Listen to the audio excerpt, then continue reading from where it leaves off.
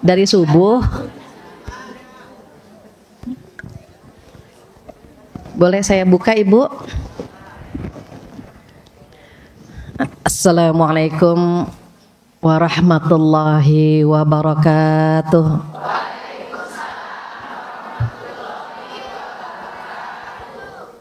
Alhamdulillahilladzi allafa baina qulubina fa asbahna bi ni'matihi ikhwana. Asyhadu an la ilaha illallah wahdahu la syarikalah wa asyhadu anna Muhammadan abduhu wa rasuluh la nabiyya ba'dah. Rabbi shrah li sadri wa yassir li amri wahlul 'uqdatam min lisani yafqahu qawli. Amin ya rabbal alamin. Yang kita hormati bersama Direktur Lajiswab Al-Hilal Bapak Haji Iwan Setiawan SSI yang sudah memberikan sambutannya pagi ini. Dan yang kita hormati bersama Lajiswab Pesantren Al-Hilal penyelenggara kajian hari ini. Begitu juga keluarga besar Majelis Ta'lim Al-Hilal, ibu-ibu solehah yang sudah hadir di sini, dan keluarga besar Masjid At-Taqwa KPAD Geger Kalong yang sudah menyiapkan sarana dan prasarana, ibu-ibu yang sudah hadir dari pagi ya Bu ya. Mudah-mudahan yang hadir hari ini Allah berikan kesehatan, umur yang panjang, suami yang sayang, anak-anak yang soleh-solehah. Mudah-mudahan Allah kumpulkan kita semua di jannah. Amin ya rabbal alamin. Ucapan yang pertama adalah alhamdulillah dan alhamdulillah, dengan izin Allah saya bisa bertemu ibu-ibu solehah. Dari wajahnya, wajah sabar-sabar ya, kelihatannya. Tapi kan di rumah saya nggak tahu ibu sabar apa enggak, kelihatannya. Alhamdulillah, auranya positif, wajahnya sabar. Kalau diperhatikan dari ujung ke ujung, ini wajahnya bermasalah semuanya nih. Ibu punya masalah kan Bu? Alhamdulillah. Iya, orang hidup ada masalah. Kalau ada masalah, kalau ada ujian, itu artinya Allah lagi sayang banget sama kita. Pengen kan Bu disayang Bu? Pengen. Jadi ketika kita hadir di sini, niatnya apa Bu? Niatnya biar Allah tambah sayang. Kalau disayang sama Allah enak banget Ibu. Kalau disayang sama suami aja seneng ya Bu. Disayang sama anak seneng, apalagi disayang sama Allah. Maka termasuk duduknya kita di sini bentuk sayangnya Allah sama kita, ya Bu. Enaknya kalau liburan ngapain Bu? Tidur, jalan-jalan, masak-masak, ngomel-ngomel ya Bu ya. Tapi alhamdulillah pagi-pagi dibimbing ke sini, itu bentuk sayang Allah Ibu. Tanpa izin Allah kita nggak ketemu ya Bu. Alhamdulillah hari ini bertemu.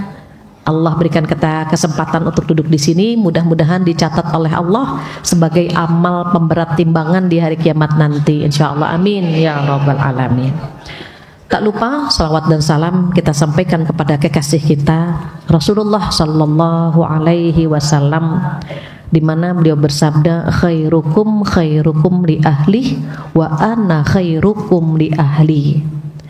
Sebaik-baik kalian adalah yang paling baik kepada keluarga, dan aku, kata Rasulullah, adalah orang yang paling baik kepada keluargaku.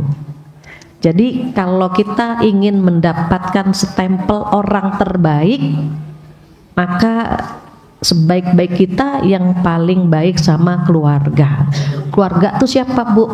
Suami, anak-anak, ya Bu ya, ipar, mantu, mertua. Kalau di Jakarta Bu banyak pohon lidah mertua,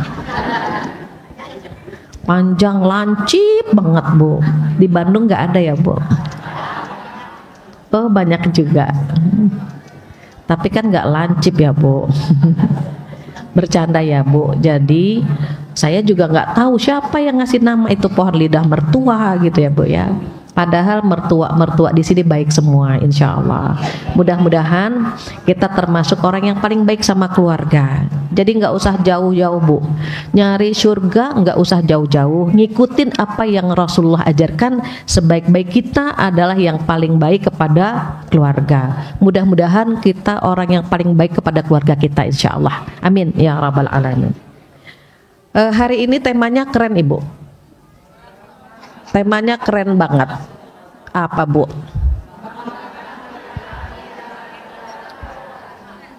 Artinya gini, ketika membangun karakter Islami dalam keluarga, gini Bu, ada keluarga yang tidak Islami gitu Pak. Bocorannya Bu, kalau keluarga itu ada 4 macam. Pertanyaannya, keluarga kita nomor berapa gitu. Ingat ya Bu, pasangan keluarga ada 4 macam. Yang pertama, suaminya soleh, istrinya solehah. Enak nih Bu nih yang pertama. Suaminya soleh, istrinya solehah. Mudah-mudahan rumah tangga kita. Ciri-cirinya apa? Biasanya kalau suami soleh itu punya karakter 3T. Takwa, tampan, tajir. Pengen Bu? Terus istrinya bagaimana? Istrinya 3S. Solihah, sabar, cantik. Cantik hatinya, cantik tutur katanya, gitu ya Bu. Kalau sudah 3-3-nya nih Bu, perempuan 3S, laki-laki 3T, dia pasti bertanggung jawab. Nanti akan saya bahas yang nomor 1. Kita kenalan dengan yang 4 dulu ya Bu. Nomor 1 ini, suami soleh, istri solehah, dicontohkan oleh Rasulullah Sallallahu Alaihi Wasallam. Istri pertama beliau siapa Bu? Siti Khadijah. Siti itu singkatan dari Sayyidati. Kalau di Indonesia biasanya kalau yang pakai Siti itu darah biru biasanya. Sayyidati. Kalau kita darah merah biasa aja Bu. Kenapa? Karena orang Indonesia sering nyingkat-nyingkat. Kalau di Arab nggak ada Siti. Mereka bilangnya Sayyidati. Di Indonesia disingkat jadi Siti. Siti Fathiyah, Siti Khadijah gitu kan Bu, gitu. Siti Fatimah dan seterusnya. Kalau dilihat nomor 1 Bu, itu tidak gampang. Kenapa? Karena rumah tangga yang nomor 1 ini benar-benar karakternya kuat. Ciri-ciri keluarga Islaminya kuat. Nilai-nilai Islaminya di dalam rumah tangga itu terjaga. Insya Allah detailnya akan saya sampaikan. Kenalan dulu ya sama yang kedua. Kalau yang kedua bagaimana? Suaminya soleh, istrinya tolehah. Apa tolehah? Tolehah itu kebalikan solehah. Di dalam Al-Quran ada semua tuh Bu. Kalau nomor 1 dicontohkan keluarga Nabi Ibrahim, keluarga Rasulullah Sallallahu Alaihi Wasallam. Kalau yang nomor 2 siapa Bu? Nabi Nuh. Nabi Nuh, Nabi Lut, Nabi kan Bu, tetapi istrinya tolehah. Kenapa? Berkhianat. Contoh 1 saja Bu. Dulu kaumnya Nabi Lut itu suka sama sesama jenis, ya Bu ya. Laki-laki senang sama laki. Normal nggak Bu? Nggak normal. Tetapi sekarang peminatnya banyak Bu di Indonesia. Laki-laki senang sama laki-laki. Ngeri ya Bu. Hewan aja nggak ada yang jantan sama jantan berhubungan Bu. Manusia yang dikasih akal sama Allah ada yang begitu. Iya. Jadi suaminya soleh, istrinya tolehah. Gitu ya Bu. Nih. Nomor 3 kebalikannya Bu. Suaminya toleh, istrinya solehah. Seperti rumah tangga Fir'aun dengan Asia. Kalau ya Bu, kalau di antara kita yang hadir di sini ada yang istrinya solehah, tapi suaminya toleh, toleh, nggak bener seperti dicontohkan dalam Al-Quran. Toleh maaf, Fir'aun ya Bu. Jadi istrinya solehah, Asiyah ya Bu, suaminya toleh, toleh, toleh kebalikan soleh. Kenapa? Itu ujian. Jadi kalau saya perhatikan nih ibu-ibu, ada yang diuji lewat suaminya, ada Bu? Wah, yang jawab banyak nih. Jangan-jangan yang diuji ibu-ibu soleha lewat suami ya. Ibu kalau punya suami ganteng, genit itu ujian.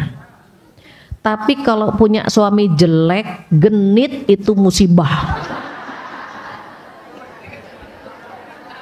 Inna lillahi wa inna ilaihi raji'un.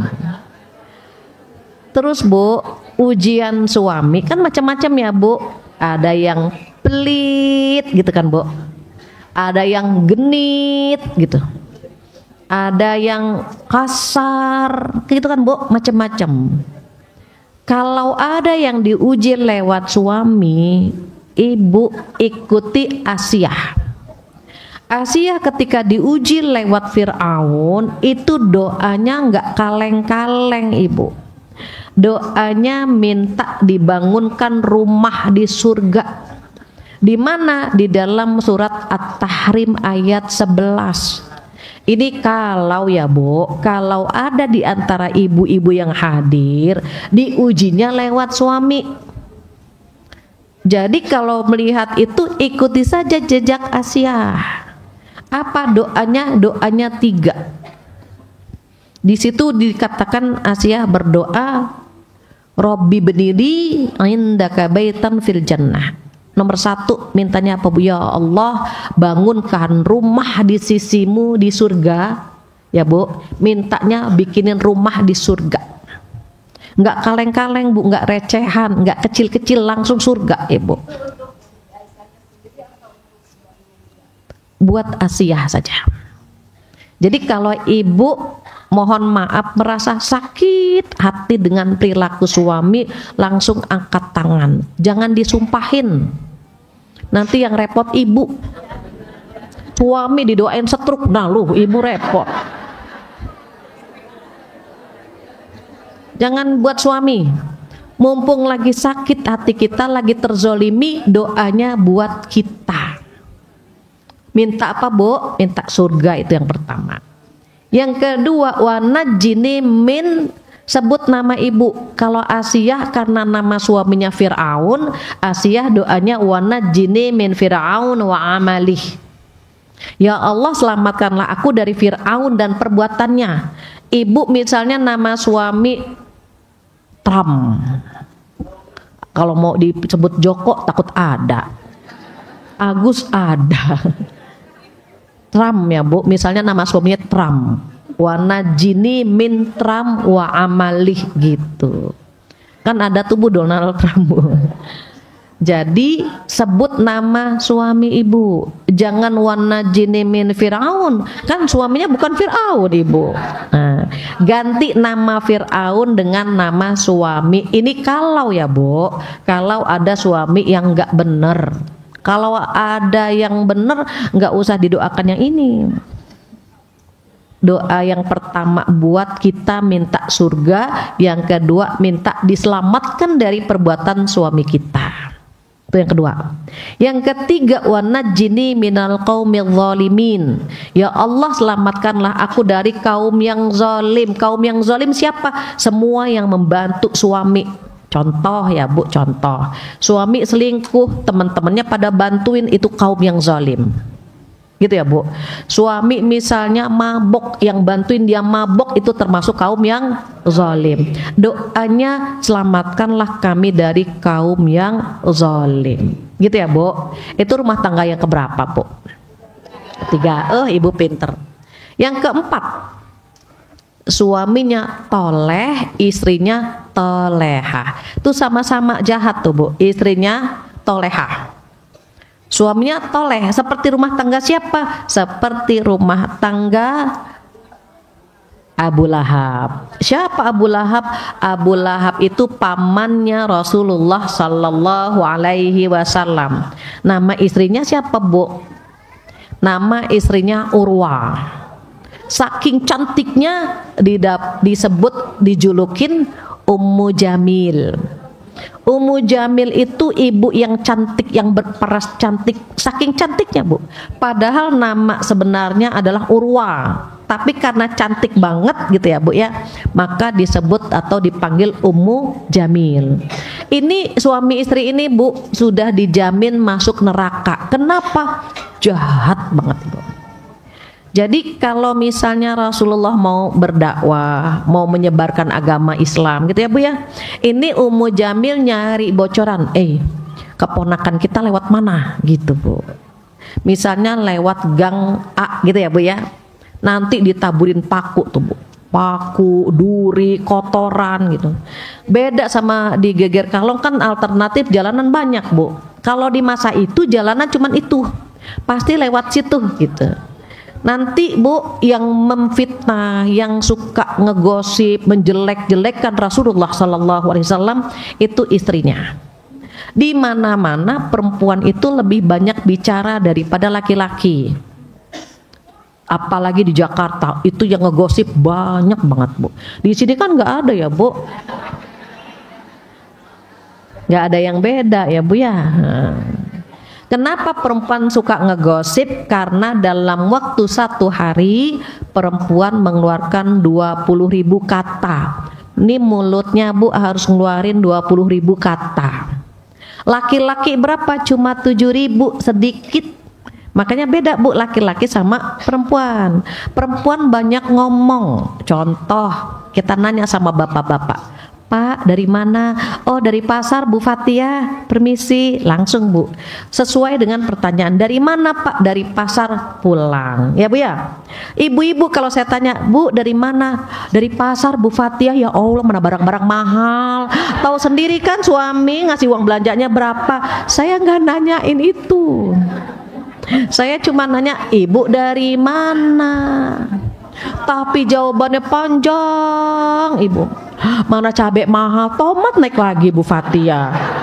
Saya nggak nanyain itu, cuma Ibu dari mana.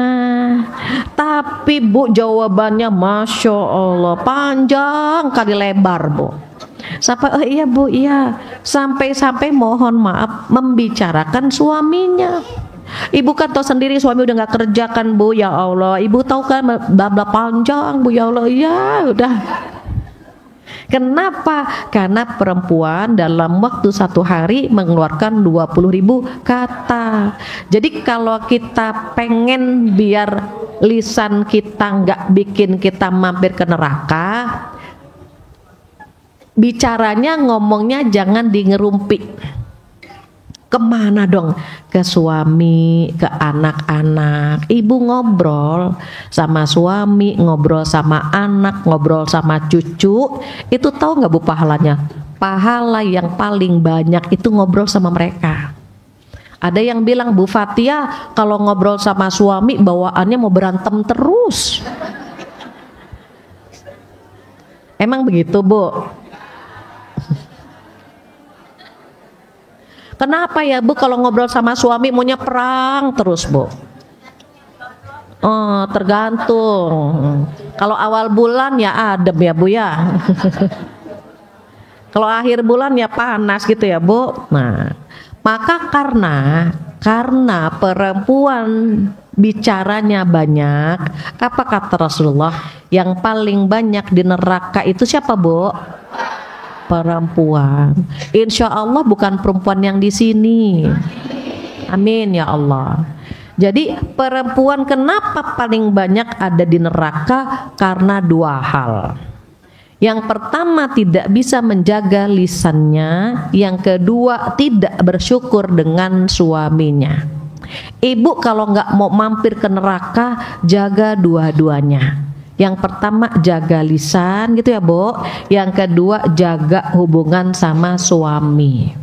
Kenapa sih perempuan kalau bicara banyak banget, kadang-kadang semuanya dikomentarin. Suami istri lewat, suaminya ganteng, istrinya biasa aja, dikomentarin. Lihat itu suaminya ganteng banget, istrinya ya Allah. Itu di Jakarta ya Bu, begitu Bu. Di sini kan nggak ada yang begitu.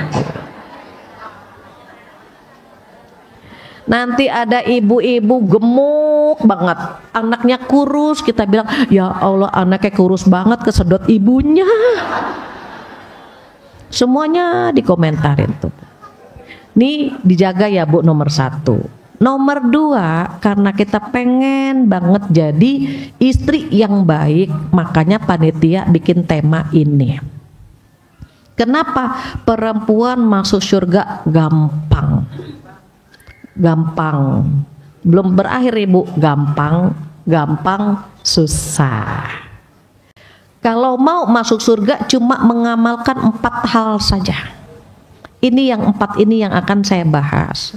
Kenapa? Karena Rasulullah Shallallahu Alaihi Wasallam bersabda, jika seorang wanita mengamalkan 4 hal, maka dikatakan kepada wanita ini, masuklah ke dalam surga lewat pintu mana saja yang kalian mau. Pengen nggak begitu Bu?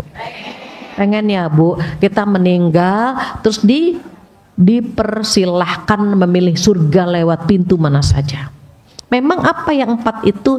Yang 4, 2 hubungan dengan Allah, 2 hubungan dengan suami. Gitu ya Bu. Hubungan dengan Allah apa yang pertama? Yang pertama kata Rasulullah, sholat 5 waktu. Bu, sholat itu cara kita bersyukur kepada Allah Subhanahu wa ta'ala.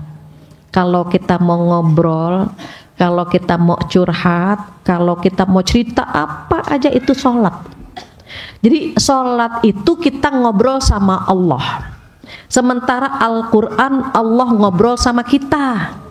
Kalau kita baca Quran Bu, kalau kita baca Quran Allah tuh lagi ngomong sama kita. Disuruh sholat, suruh puasa gitu kan Bu, itu Allah ngobrol sama kita.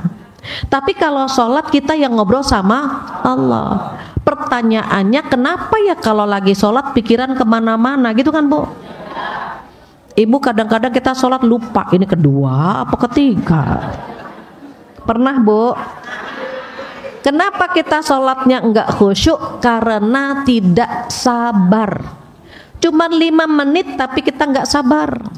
Baru Allahu Akbar mikirin Bu. Ntar siang anak-anak makan apa ya? Allahu Akbar gitu kan Bu. Kayaknya di kulkas ada ayam, sami Allah liman hamidah. Ayam digoreng apa direndang, Allahu Akbar gitu Bu. Di pikiran kita macam-macam kan Bu. Karena kita nggak sabar. Sholatnya subuh yang dipikirin siang ya, gitu kan Bu. Sholatnya siang yang dipikirin malam. Terus aja begitu. Malam mikirin pagi, besok liburan kemana ya gitu Bu. Kenapa? Setan tidak mau kalau kita ngobrol sama Allah serius tuh, setan nggak mau. Makanya banyak yang nanya, Bu Fatia, saya sholat pikiran saya kemana-mana, gimana Bu? Lanjutkan saja. Nggak apa-apa sholat pikiran kemana-mana daripada kemana-mana nggak sholat. Ada kan Bu begitu Bu? Ke Jakarta nggak sholat, mampir dikit belanja nggak sholat, jadi penganten nggak sholat. Kenapa? Dandannya dari subuh katanya. Izin lagi Bu Fatia, kalau saya jadi pengantin boleh nggak saya nggak sholat dulu? Yang nyuruh sholat siapa? Kenapa izinnya sama saya? Jadi sholat itu Bu yang bikin kita kuat begini Bu. Di awal saya sampaikan, Ibu ini wajahnya bermasalah semua ini. Kok kuat? Sholat yang bikin kita kuat. Karena kita masih ngobrol sama Allah Bu. Orang sholat itu ngobrol sama Allah. Apalagi kalau kita bilang ihdinas siratal mustaqim. Ya Allah, tunjukkan hamba jalan yang lurus ya Allah. Bimbing ya Allah. Kalau kita bilang sama Allah tunjukkan jalan yang lurus, diusahakan pikirannya nggak kemana-mana.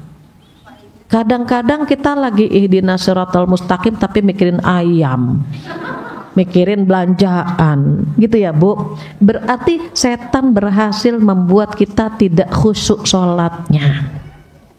Maka Allah berfirman apa Bu? A'udzubillahi minasyaitonirrajim. Fawailul lil musallin alladzina hum an salatihim sahun. Sahun, kalimat sahun itu artinya lalai. Apa kata Allah? Maka celakalah bagi orang-orang yang sholat, yaitu yang lalai dalam sholatnya. Lalai itu ada 3 macam. Ibu seringnya lalai yang mana nih? Pertama, lalai waktunya. Pernah nggak Bu sholatnya kesiangan? Ya Allah. Sholat zuhur jam 2, setengah 3 gitu ya Bu ya. Sholat asar setengah 6. Nanti maghrib begitu terus tuh Bu. Itu namanya sholatnya lalai. Tapi lalai waktunya. Pas baru mau sholat Mbak nganterin makanan. Bu udah mateng. Ngitung kancing makan sholat. Mana dulu nih. Nah kalau pengen rumah tangga kita Bu sakinah, mohon maaf ya Bu, usahakan sholat bareng. Laki-laki ke masjid gitu ya Bu ya, kan kita di rumah. Kalau lagi pergi, kalau lagi mau sholat malam, itu sholat bareng-bareng. Minta sama Allah hati kita dan hati suami kita disatukan. Jangan sampai kita terpisah dengan suami. Ya Allah, satukan hatiku dengan hati suamiku. Ya Allah, jadikanlah rumah tangga hamba rumah tangga di dunia dan di surga. Bilang sama Allah begitu, mintanya begitu. Kenapa? Kan pengen Bu masuk surga bareng-bareng ya Bu ya. Maka tuh kurangi lalai waktunya. Yang kedua, lalai rokaatnya. Tadi kedua apa ketiga, nah itu kita lalai itu. Caranya bagaimana caranya? Kalau kita bingung 2 atau 3, ambil yang sedikit Bu. 2 berarti. Ini ketiga atau keempat, ambil yang sedikit 3. Kenapa? 2 atau 3 yang yakin kan 2 Bu. Yang ragunya kan yang ketiga. Maka ambil yang 2 dulu. Sebelum salam Ibu sujud sahwi. Ketiga atau keempat 3, karena yang 3 sudah, yang ragu kan yang keempat. Berarti 3 nanti sebelum salam sujud sahwi. Itu kalau lalai rokaatnya. Jadi kalau lalai waktu istighfar ya Bu, astagfirullahaladzim, sholat terlambat lagi.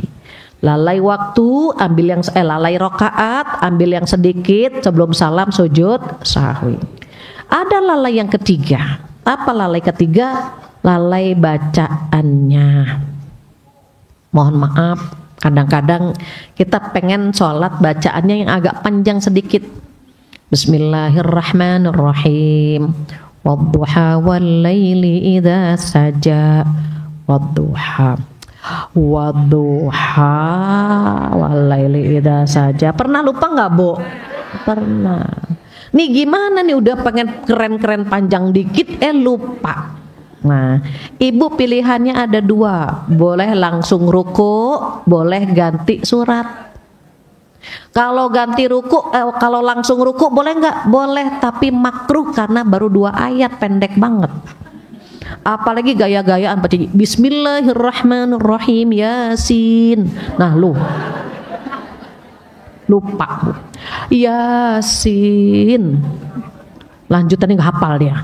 Terus langsung ruku, makruh. Kenapa? Sedikit banget suratnya. Jadi boleh ganti surat. Ibu tadi misalnya wadduha wal laili idza saja. Wadduha gitu Bu ya. Udah kalau nggak ketemu juga langsung ganti surat. Ganti apa Bu? Qul huwallahu ahad. Itu lagi ya Bu ya. Tapi boleh gitu ya Bu. Maka nanti dibawa pulang, pertama sholatnya sama-sama kita perbaiki gitu ya Bu. Kenapa? Kan pengen milih surga tadi. Yang kedua apa kata Rasulullah? Puasa bulan Ramadan. Ibu kemarin puasa nggak? Ada yang kalah nggak? Kalau ada yang kalah, cepet-cepet diganti. Jangan nanti sampai ketemu Ramadan. Ibu anak mantu juga tolong diingatkan. Anak mantu tolong diingatkan, nah udah bayar kodok belum? Nah kalah berapa? Mau bayar kodoknya kapan? Bareng yuk sama ibu Senin Kemis. Udah lunas bu. Kalau misalnya dia sebulan 2 kali atau sebulan 3 kali, cepet kok bu selesainya. Diajak aja sholat sunnah puasa Senin Kemis sekaligus niatnya kodok. Niatnya kodok dulu, baru niat sunnah. Bedanya apa gini? Kalau ibu niat kodok nggak boleh dibatalin kecuali karena haid. Tapi kalau niatnya sunnah, ibu niat sunnah nih bu, niat puasa Senin, sunnah hari Senin gitu. Terus tiba-tiba suami nanya, bu ibadah yuk, gitu. Lagi puasa, batal boleh bu. Makanya kalau puasa sunnah hari Senin, puasa sunnah hari Kamis, izin sama suami. Izin ya bu.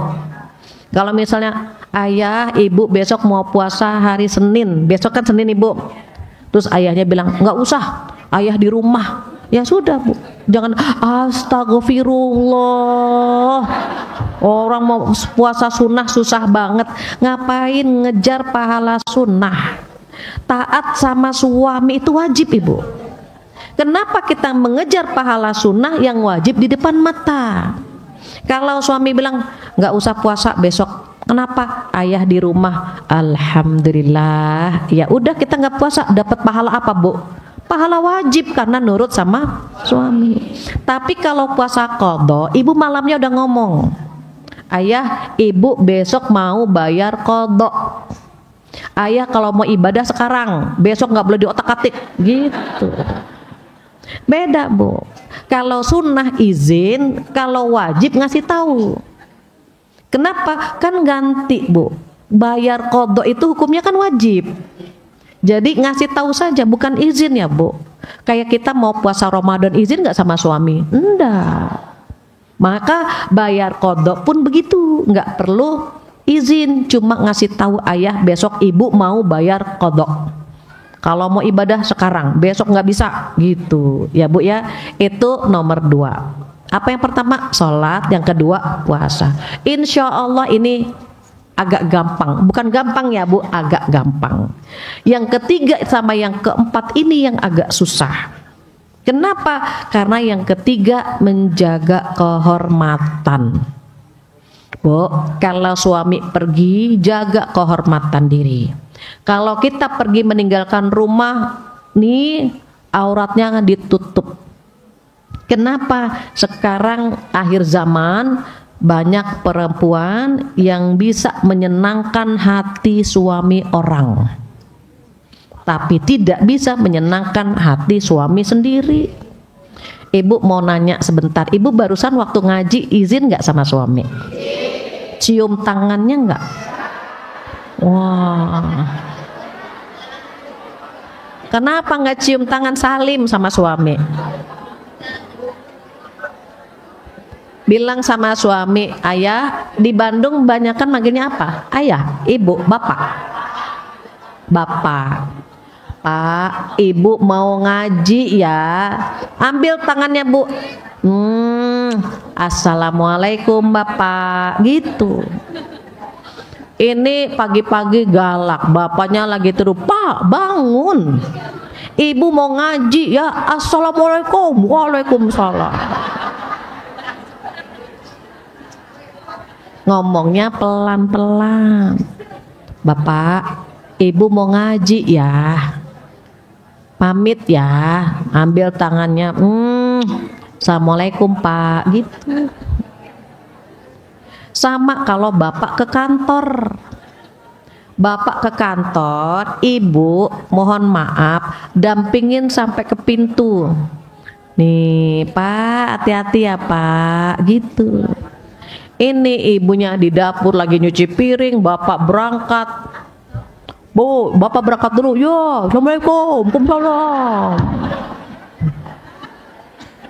Itu masih mending, Bu. Ada yang pagi-pagi udah berantem. Ibu dulu yang berangkat, bapak dulu yang berangkat. Ibu, bapak, pagi-pagi udah berantem tuh, Bu. Akhirnya apa, Bu? Akhirnya istri ngalah. Ya udah, bapak dulu yang berangkat. Assalamualaikum, waalaikumsalam, gitu. Artinya kan jadi kurang pas ya, Bu. Masa doa dimarah-marahin? Semoga kamu selamat, kamu juga selamat, kan gitu. Beda, Bu, kalau dengan nada rendah. Hati-hati ya, Pak. Assalamualaikum, waalaikumsalam. Kan doa itu, Bu. Semoga bapak selamat, ibu juga selamat. Enak kan, Bu? Coba kalau kita marah-marah, semoga bapak selamat, ibu juga selamat. Kedengarannya udah nggak enak. Jadi kalau kita sudah punya suami, kan pengen milih surga, Bu. Karakter muslimah, karakter istri yang baik, gimana caranya setiap kegiatan di rumah itu pahala, kan gitu. Kan Rasulullah yang ngajarin kita kan, Bu, sebaik-baik kalian adalah yang paling baik kepada keluarga. Dan keluarga kita nomor satu kan suami. Surga kita depan suami itu, Bu. Kalau suami udah redho, Bu, kalau suami redho, udah, Bu, kita masuk surga lewat pintu mana saja. Terus nih jangan lupa nih, Bu, suami pulang udah ada air, Bu. Bapak pulang gitu, Bu. Bapak mau minum air dingin apa air panas atau air meriang? Airnya panas dingin. Tapi kalau Bapak udah minum ya sudah gitu. Dulu, Bu, saya pernah sempat melihat ibunda saya. Ibunda saya itu ketika ayah mau pulang ya, Bu, itu air ada 3 warna. Ada air teh, ada susu, ada air mineral. Saya bilang gini, Bu, itu gelas banyak banget, mubazir, saya bilang gitu. Enggak, nanti ibu lihat ayah, kalau ayah minum susu, air tehnya ibu yang minum. Kalau ayah minum air teh, susunya ibu yang minum. Masya Allah, saya bilang keren banget nih ibu saya. Saya mau ngikutin begitu, Bu, nggak bisa, Bu. Tetap aja nyediainnya cuma air putih saja. Padahal seneng tuh, Bu, kalau suami diperlakukan begitu. Tapi saat ini saya pengen praktekin belum bisa. Itu masih lebih baik ya, Bu, lebih baik kita ngasih air. Biasanya pengantin baru saja, Bu, yang ada tataknya gitu, Bu. Akang dateng, kasih tatak, ada tutup. 3 bulan tutupnya hilang. Kang, minum gitu. 3 bulan lagi tataknya juga hilang, Bu, tinggal gelasnya aja. Udah punya anak repot, Kang, air di galon, ambil sendiri gitu. Terkadang berkurang. Selama masih ngobrol, nggak apa-apa, Bu. Ayah mau minum air dingin, ayah udah minum, udah tadi di kantor ya sudah gitu. Ngobrol paling banyak pahalanya tuh sama suami, terutama ketika kita menjaga kehormatan.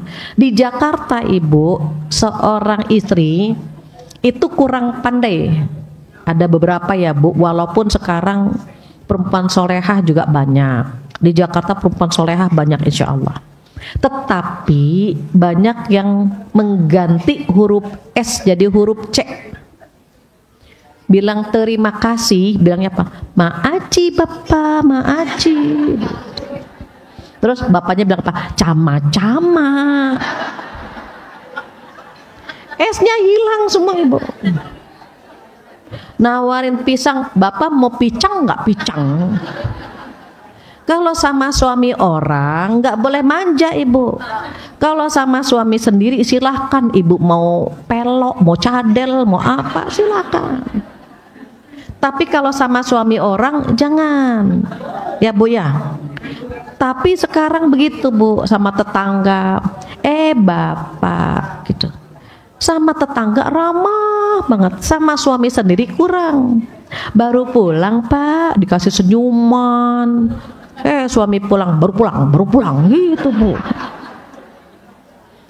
Sekarang kita ganti biar suami seneng, gimana? Dia pulang kita sambut, penampilan udah rapi. Ibu sekarang sama di rumah cakepan mana? Cakepan sekarang. Di rumah pakai apa, Bu? Oh, pakai daster. Oh, udah ada yang sobek juga dasternya. Ibu, pakai daster boleh, tapi yang masih cakep. Ini dasternya udah bolong, banyak lubang anginnya. Kancingnya copot, pakai peniti gede banget penitinya di sini. Pas suami cium ketusuk peniti, Bu. Diganti atau diganti ya, diganti pakai kancing atau pakai bros biar cakep gitu. Minimal pakai bedak gitu, Bu. Kesian suami kita pulang itu geleng-geleng kepala. Di luar masya Allah, pas pulang astagfirullah. Suami kita bukan malaikat, dia seneng sama yang bening-bening. Ya, ada Nia Ramadhani, ada Paramita Rusadi, pulang ke rumah parah banget. Emang kenapa harus rapi? Ada pahala di situ, Ibu. Kan enak kalau suami pulang istrinya cakep, rapi gitu ya. Mandi, ini dicium kening bau balsem, ke leher pipi bau balsem, ke bawah bau asem. Pengennya yang kecil-kecil gini nih, Bu. Nah, diperhatiin. Jangan sampai kita keluar cantik tapi di rumah nggak jelas. Padahal kita pengen dapat pahala lewat suami. Jadi yang ketiga, jaga kehormatan, cara bicaranya, penampilannya ya Bu ya. Jangan sampai kalau keluar menggoda, sementara di rumah ala kadarnya. Dibalik ya Bu, keluar rapih tapi di rumah cantik Ibu. Boleh Bu ke salon, nih belah rambut, besok di sebelah kanan, besok lagi sebelah kiri gitu. Mau diwarnain boleh, biar seger nggak apa-apa gitu. Yang penting pewarnanya nembus air. Ada kan Bu pewarna yang nggak nembus air tuh Bu, nah itu jangan. Nanti kalau wudhu takutnya nggak nembus. Terakhir apa? Cepet banget ya Bu ya. Terakhir tadi ada berapa Bu mau masuk surga? 4. Nomor 1 apa?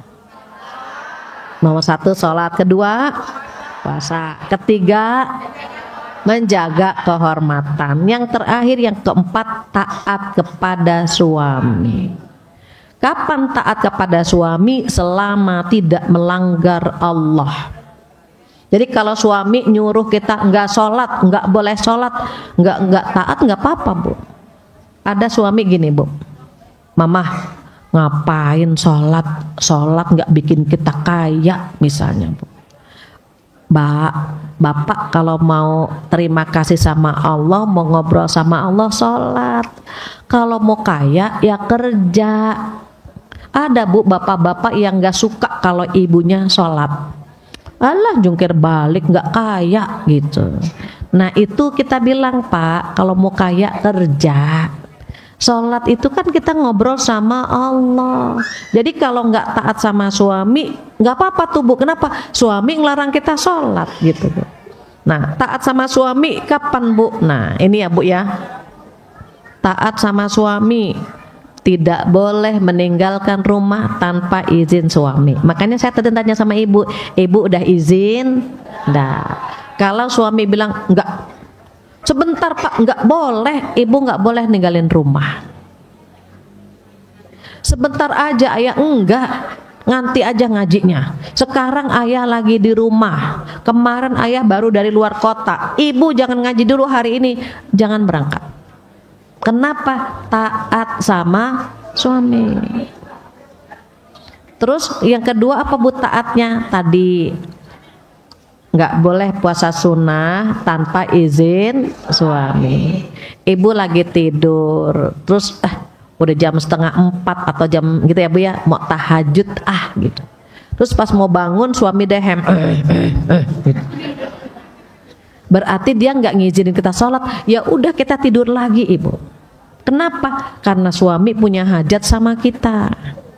Ada seorang ustadz bahagia bangga banget bu, dia punya istri nurut taat banget. Malam Jumat dia lagi baca Al-Kahfi, baru baca a'udzubillahi minasyaitonirrajim, suaminya pulang bu, langsung shadaqallahul azim.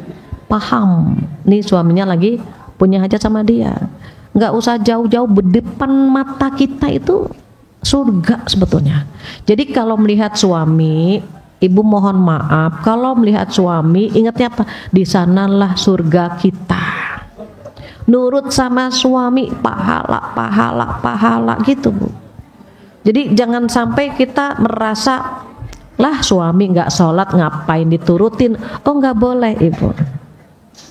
Suami nggak ngasih nafkah ngapain diturutin? Enggak begitu. Selama tidak melanggar Allah maka nurut sama suami.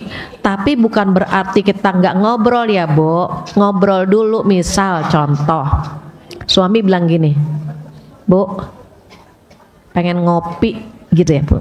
Aduh ibu lemes banget, ayah bisa nggak bikin kopi sendiri? Boleh bu.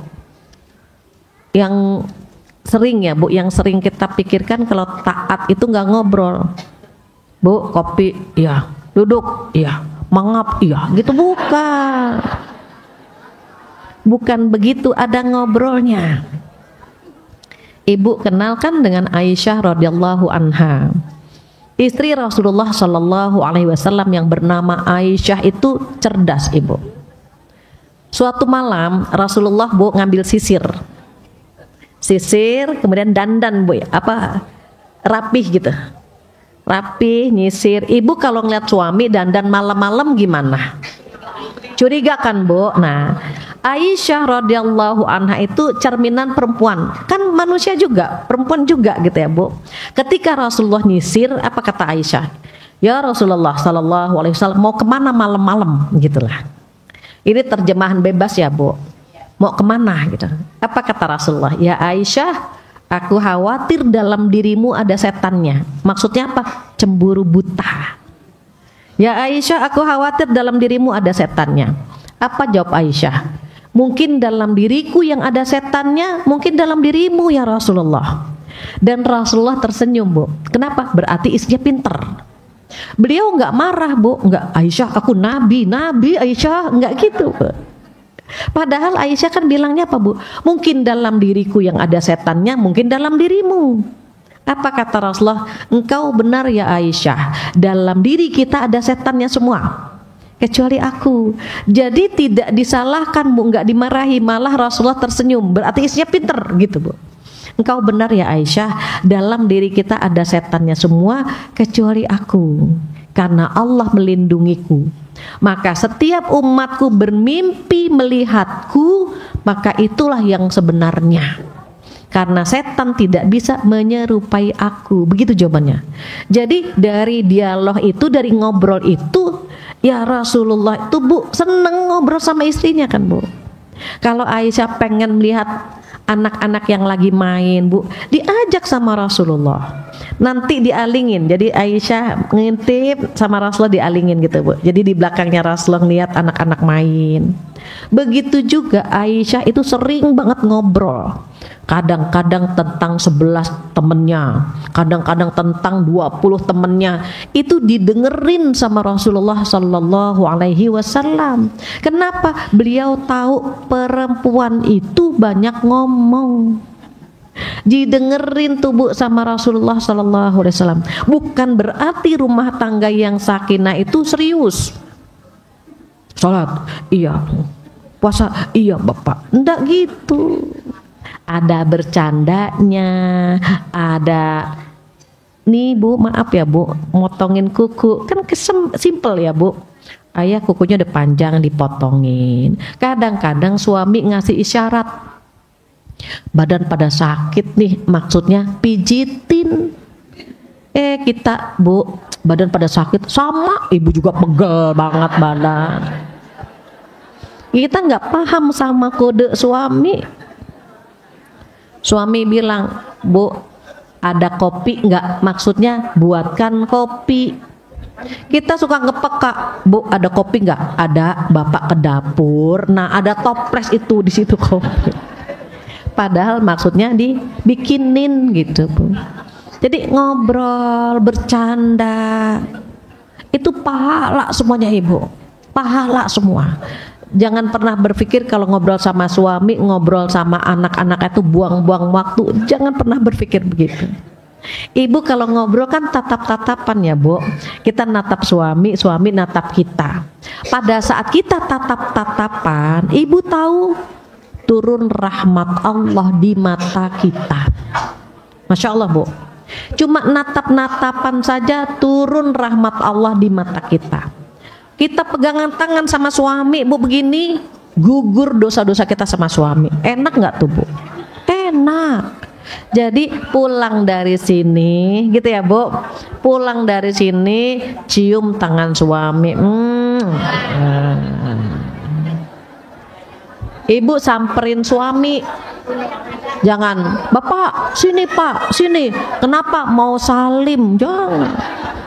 Kita ya yang menghampiri suami, cium tangannya, kita ngobrol. Insya Allah itu yang menjadi jembatan ke surga. Kalau empat-empatnya sudah kita lakukan, apa kata Allah? Masuklah ke dalam surga lewat pintu mana saja yang kalian mau. Pengen kan, Bu? Mudah-mudahan kita diberikan kemudahan ya, Bu, mengamalkan 4 ini.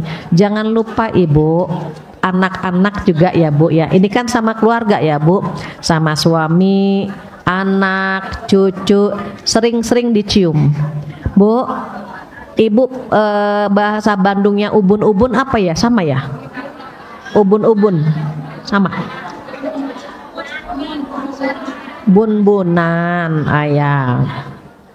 Ibu, anak, cucu, bun-bunannya harus sering digini nih. Cium. Anak, cucu, nih Bu ada garis-garis trauma di sini. Ibu usap. Cium. Kenapa? Nanti garis-garis itu hilang. Anak itu pernah kecewa sama orang tuanya, pernah pengen marah sama orang tuanya, pengen nangis tapi orang tuanya nggak ada. Terbentuk garis di sini nih, Bu. Pengen nangis, aduh ibu nggak ada, terbentuk garis ini. Pengen marah, ibunya nggak ada, terbentuk lagi di sini. Nah, yang bisa ngusap ngilanginnya tuh ibunya, Bu. Jadi anak itu diulus-ulus, anak mama, anak ibu gitu. Kalau anak kandung itu hilang, Bu, garis traumanya. Tapi kalau anak mertua, saya nggak tahu bisa hilang apa enggak tuh, Bu. Anak mertua kan suami tuh, Bu. Nah, itu saya nggak tahu bisa hilang apa enggak gitu. Karena ada yang nanya sama saya, Bu Fathia, kalau suami bisa nggak, Bu, diusap-usap, dihipnotis, belanja nambah gitu. Nah, saya bilang saya belum tahu kalau yang satu itu. Jadi sama suami sayang, sama anak-anak sayang. Kenapa, Bu? Sebelum mereka meninggalkan kita atau kita meninggalkan mereka, bikin kesan yang baik, Ibu, sama anak-anak. Bikin kesan yang indah sama pasangan. Kita nggak pernah tahu kan, Bu, umur kita, Bu. Jangan sampai nanti ketika mereka pergi baru kita nyesel. Ya Allah, waktu dia di rumah saya nggak pernah nyayangin dia, waktu dia di rumah saya nggak pernah nyium dia. Sebelum mereka meninggalkan kita atau kita meninggalkan mereka, bikin kesan yang paling indah sama mereka, Ibu. Kenapa, Bu? Karena kalau kita meninggal, yang nangis duluan tuh mereka, Ibu.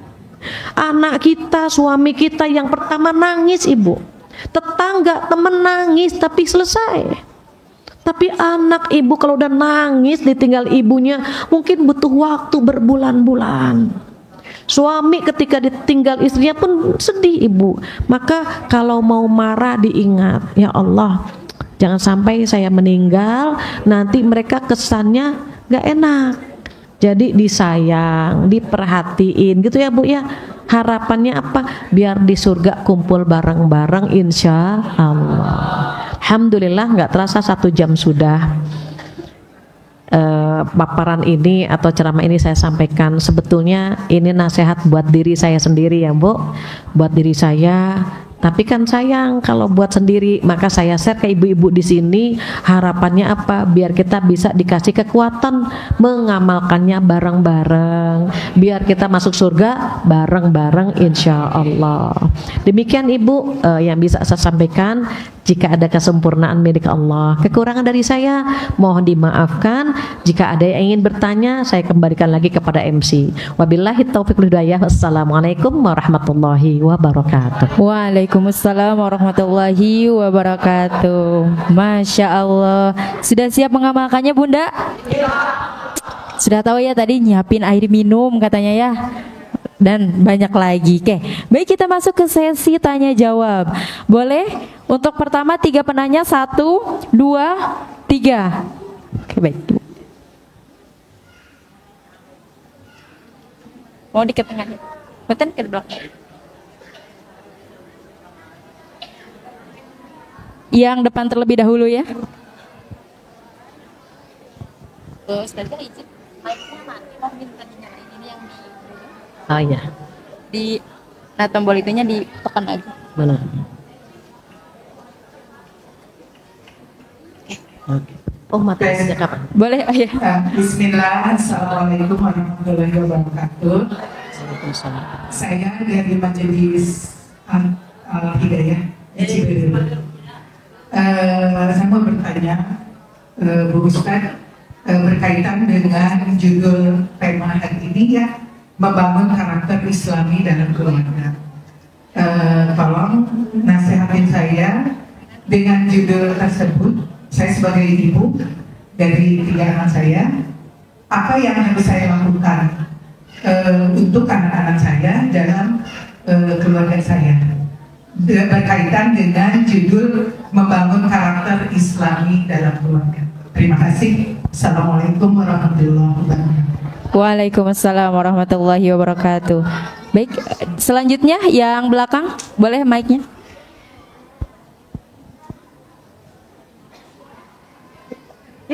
Itu udah belakang. Boleh berdiri Bu, boleh berdiri Bunda. Dekat tiang.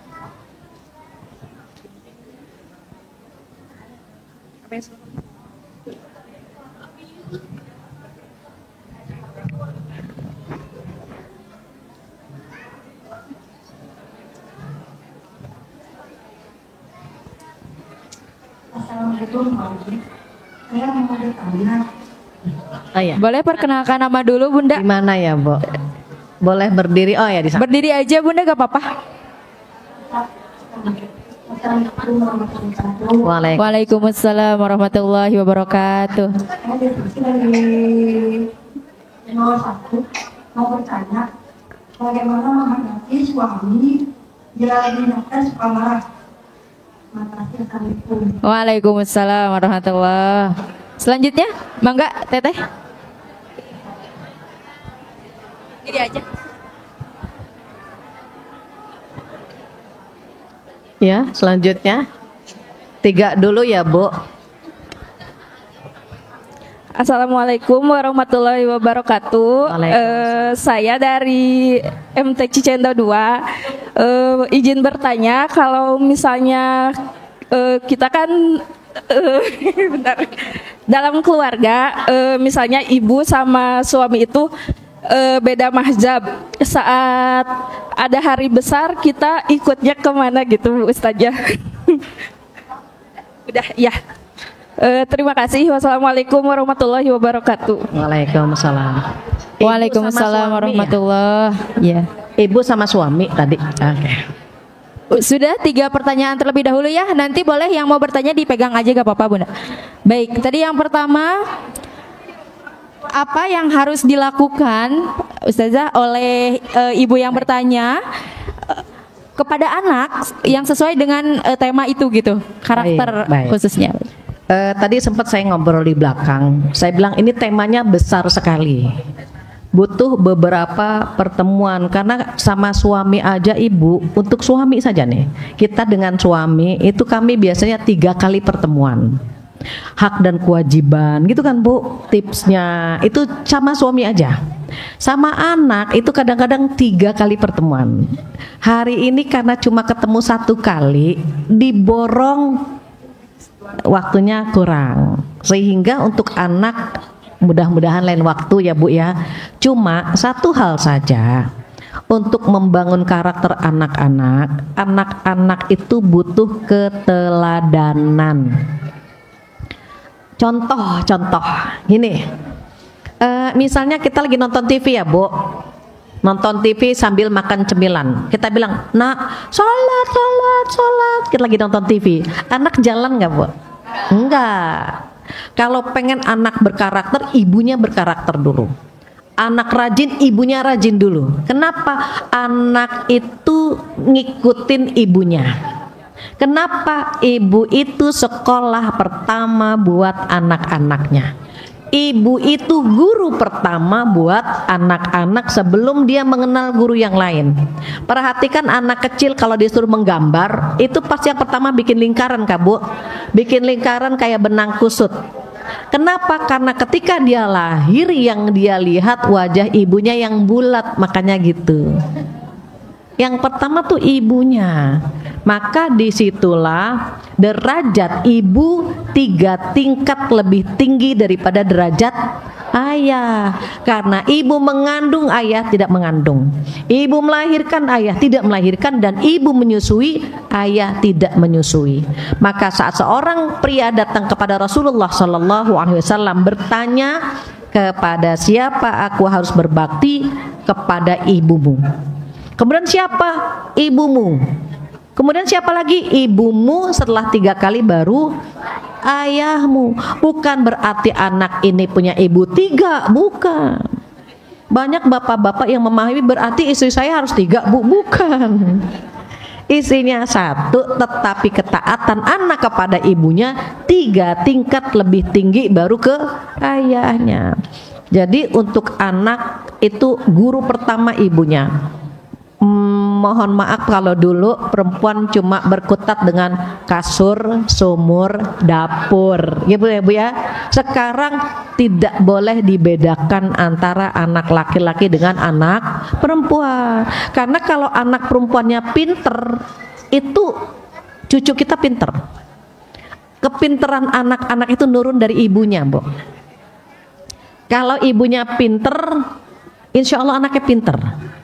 Terus kalau ayahnya bagaimana? Ayah itu bikin anak pede.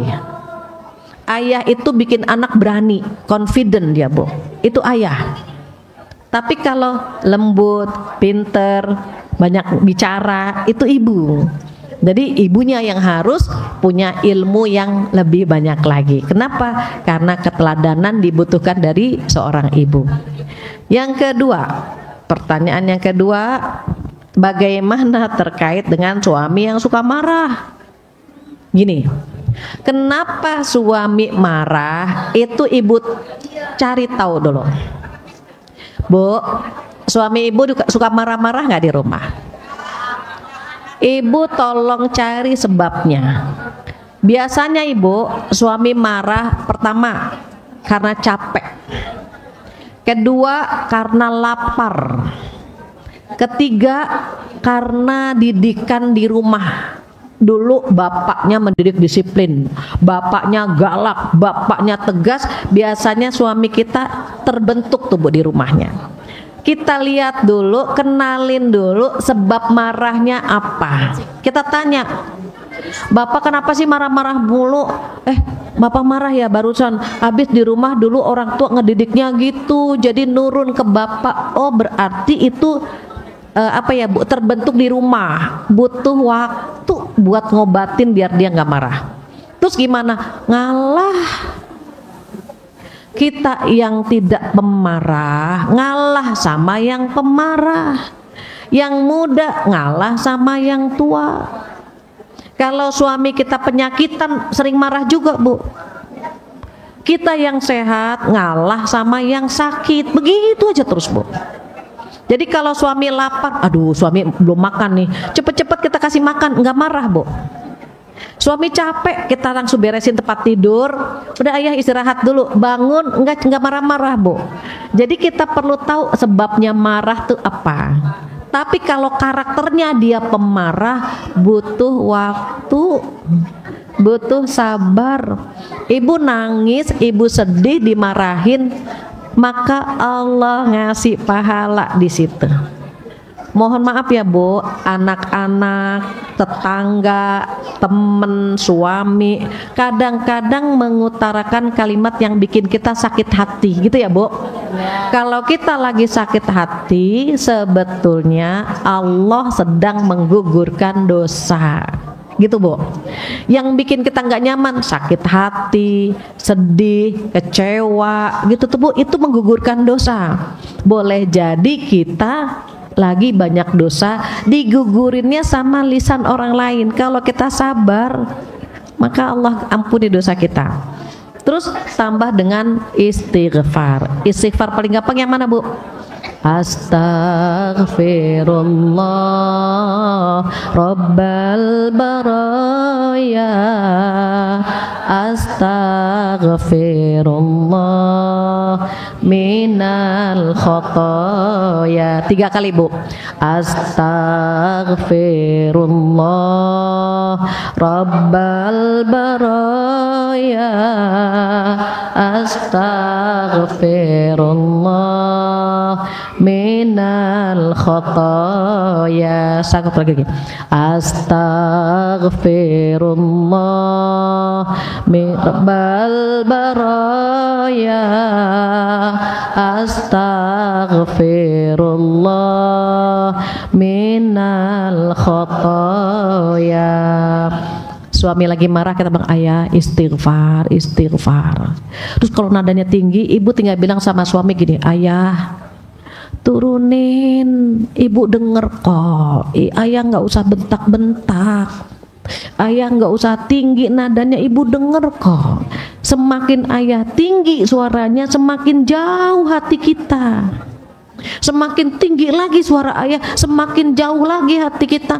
Nggak usah tinggi-tinggi, nggak usah marah-marah gitu Bu. Istighfar, istighfar. Atau kalau nggak bisa ngomong begitu, takut, dah diem aja, pindah tempat gitu ya Bu ya. Nah, jadi perempuan itu kan ngalahnya pahala semua Bu. Ada ulama bilang begini, seorang istri mengorbankan perasaannya demi keutuhan rumah tangganya, maka pahalanya seperti pahala jihad fi sabilillah. Keren nggak Bu? Keren.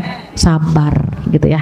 Terakhir, gimana nih kalau suami sama ibu gitu ya, beda mazhab? Mayoritas sip. 5 menit lagi Bu waktunya. Kalau Indonesia itu mayoritas mazhabnya Imam Syafi'i. Ambil yang mayoritas aja, Imam Syafi'i Bu. Terus ternyata beda mazhab nih antara ibu sama suami. Kita tinggalnya sama suami, gitu kan Bu? Ya sudah, kita sosialisasi sama suami. Yang penting kita sama suami sama. Terus ibu bagaimana? Kita kasih pemahaman. Dari dulu kan keluarga kita memang Imam Syafi'i. Kenapa sih ayah beda? Kan jadi repot kalau begini. Terus bagaimana? Toleransinya diperbesar. Kenapa? Mohon maaf ya Bu, jangan pernah merasa kita paling benar. Ini Bu, mazhab kan ada 4 ya Bu. Asia itu Indonesia, Malaysia biasanya Imam Syafi'i. Ibu tahu pengikutnya Abu Hanifah itu kan nggak baca kunut Bu. Tapi kalau ke negeri pengikutnya Imam Syafi'i, mereka baca kunut Ibu. Sama halnya pengikut Imam Syafi'i kan baca kunut. Tapi kalau main atau pergi ke negaranya Abu Hanifah, mereka nggak baca kunut, nggak ada masalah. Dua-duanya boleh karena Rasulullah pernah Bu. Rasulullah pernah baca kunut, pernah juga nggak baca kunut, nggak ada masalah. Nanti Bu, kalau kita udah pergi umroh aja Bu, ibu pergi umroh, nanti di sana Bu ada yang sholatnya tangannya di sini, ada yang di sini gitu kan Bu, ada yang tangannya di sini. Apakah mereka batal? Enggak batal, karena mereka punya mazhab masing-masing. Terus gimana? Tambah ilmu. Semakin banyak ilmunya, semakin lapang dadanya. Dulu cerita sedikit Bu penutup. Ketika kami berangkat ke Pakistan, 3 Bu, perempuan bertiga nih kita Bu, perempuan bertiga ke Pakistan. Pakistan itu Abu Hanifah Bu, kaki tidak aurat, gitu ya Bu. Kalau Imam Syafi'i kan kaki aurat ya Bu. Nah Abu Hanifah kaki nggak aurat. Teman saya langsung, Feti, saya dipanggil Feti Bu di sana. Feti, itu gimana sih orang sholat kakinya kelihatan? Saya bilang, kita ke Pakistan mau belajar. Jadi belajar dulu, jangan komentar dulu, belajar. Tidak lama kemudian ibu datang lagi, orang Arab, sholat bareng Bu. Orang Arab itu mayoritas Imam Malik.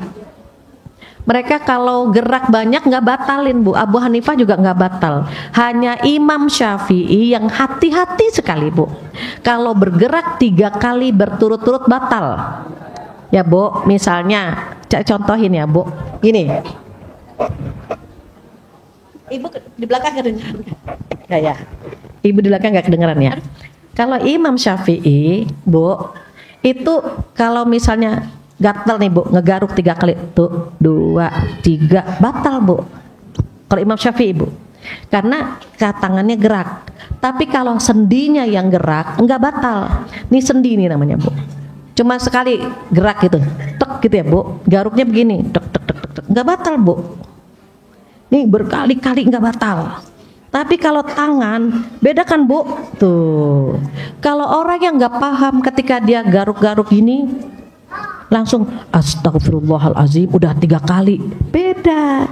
Kalau gini nggak batal Ibu. Makanya kalau kita nuntut ilmu lebih banyak, nggak akan pernah bisa menyalahkan orang lain, karena kita masih perlu nuntut ilmu. Nah kalau ya imam yang lain mau bergerak berapa kali pun nggak batal Bu. Suatu hari dia jadi imam, ustadz ini anaknya bolak-balik gitu ya Bu ya, dipukul sama dia, pok gitu. Imam Syafi'i batal nggak Bu? Batal. Tapi kan dia bukan pengikut Imam Syafi'i, jadi dia nggak batal Bu. Pok dipukul tuh anaknya. Teman saya nanya lagi, nih gimana ini dia? Hal-hal kayak gitu tuh Bu. Saya bilang kita ke Pakistan mau belajar, tunggu aja dulu gitu. Jadi jangan komentar dulu gitu ya Bu. Kita masih banyak belajar. Jadi kalau kita tambah ilmu, tambah toleransi. Contoh, Ibu kalau ngelihat air tuh Bu, air di sungai yang ngalir itu lebih jernih apa yang kalau itu bahasa Sundanya apa ya? Yang tergenang Bu, tergenang apa bahasa Sundanya? Ayo udah Ibu paham ya. Ada yang tergenang, yang diem. Itu beningan mana Bu? Nah, beningan yang ngalir kan Bu. Imam Syafi'i pesannya apa Bu? Jadi air yang ngalir tuh Bu. Kalau air yang ngalir, dia pergi nyari nuntut ilmu ke banyak tempat. Nanti sehat, dia punya jiwa. Beda sama air yang tergenang, dia merasa itu yang paling benar gitu Bu. Sehingga ketika dia merasa itu yang paling benar, kalau ada pendapat lain udah ketutup di sininya Bu. Dia salah, ini haram, ini bid'ah. Susah hatinya menerima perbedaan. Jadi kalau kita udah umroh Bu, baru tuh Bu ngeliat, oh ada yang sholatnya tangannya di sini. Ini Imam Syafi'i nih Bu, kalau begini nih biasanya di sini Imam Syafi'i, yang di sini Imam Malik. Nggak apa-apa Ibu. Ada yang begini juga Bu. Sah nggak sholatnya? Sah, karena meletakkan tangan kanan di atas tangan kiri hukumnya sunnah. Jadi kalaupun dia begini sah sholatnya. Nah itu yang maksudnya biar kita persaudaraannya dijaga. Jangan sampai gara-gara yang beda-beda gitu tuh Bu, akhirnya pecah hubungan suami dengan istri, mertua dengan menantu. Kenapa? Sama-sama kekeh menganggap dia yang paling benar. Padahal kalau kita lihat, ya Allah ternyata ilmu yang harus kita pelajari lebih banyak lagi. Begitu ya Bu? Karena pengalaman juga saya Bu.